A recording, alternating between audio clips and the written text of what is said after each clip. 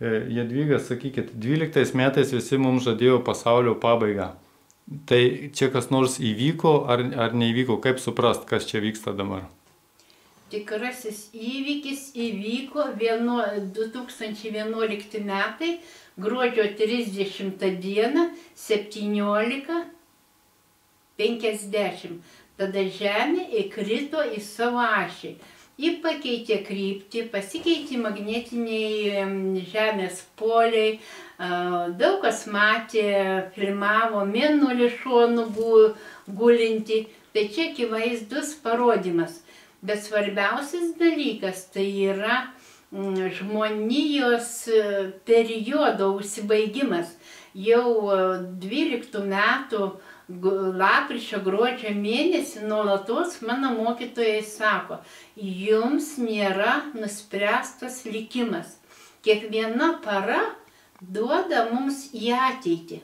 Ne tik rytojus porytojus, bet kelių metų į priekį.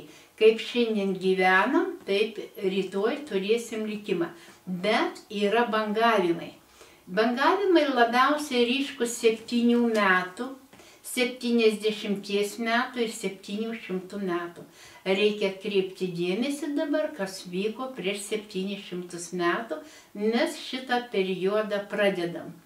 Šitas periodas ėjimas į dvasinį foną prasidėjo 2007 metais. Todėl, kad 2 ir 7 yra 9 ir mes darom posūkį.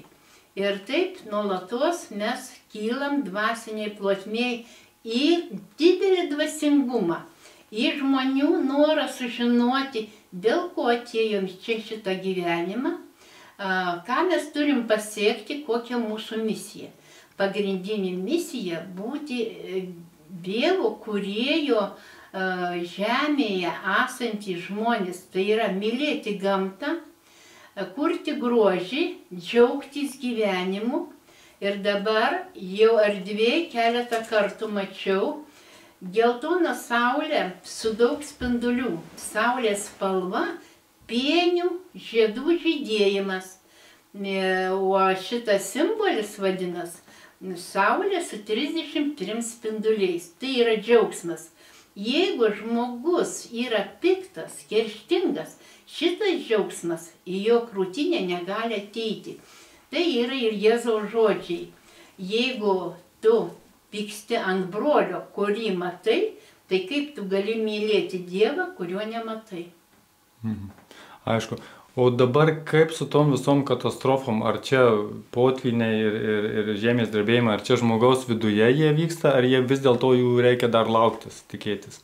Daug buvo, dar turi būti, bet jau žymiai mažesniai. Tai yra žmonių minčių materializacija. Todėl, kad mūsų mintis viską programuoja. Mums programuoja negatyvios programos. Tai yra noras valdyti. Ir tik pavieniai žmonės, kurie yra labai dvasingi, jie vaikšto kaip balti stulpai. O šiaip trūksta žmonėms žinių. Dėkui.